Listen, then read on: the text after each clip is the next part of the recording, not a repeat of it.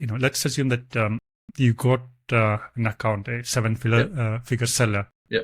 And what are the main KPIs that you normally look into? When I say KPIs, the top level KPI. Of course, yeah. So for me, for my brand or for brands we work with, the most important thing is, and these are the success metrics I'm looking. First, I want to understand the funnel. And the funnel on Amazon is impressions, clicks, and conversions. Impressions is the traffic. Are enough people seeing us? Clicks are enough people actually going to the listing? And conversion, when people are on the listing, are they converting and buying? If all those are three things you need to understand incredibly well and track them, because it's usually either a conversion problem, meaning people are not converting, or a traffic problem, meaning people are not even seeing you.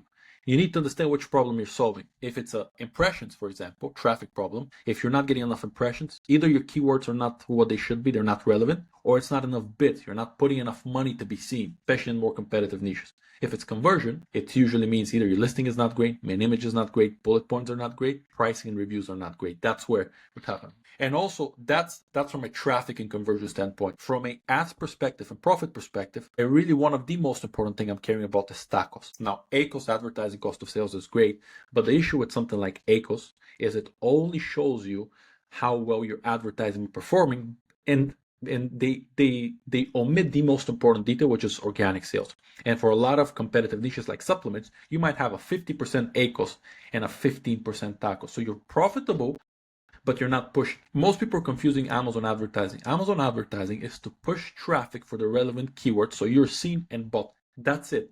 Like, as long as you're able to do profitably that, you're doing PPC successfully. For me, I like to really keep a close eye to ACOS, and I want to make sure that month to month is my brand growing in sales, reputation, and profit. Instead of, oh, my ACOS is higher, my ACOS is low. Am I growing my sales? Am I going closer to the number one spot? Am I making more profit overall? That's where I really want to do.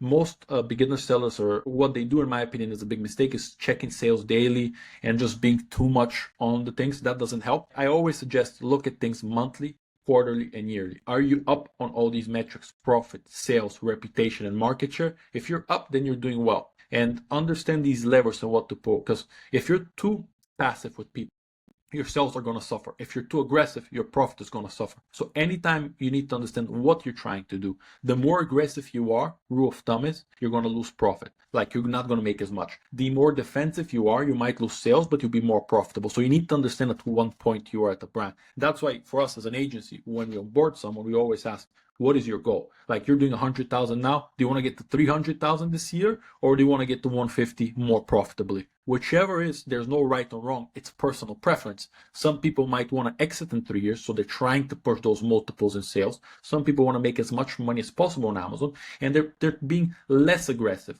There's no wrong with either. It's all about individual position, and more importantly, knowing what to do.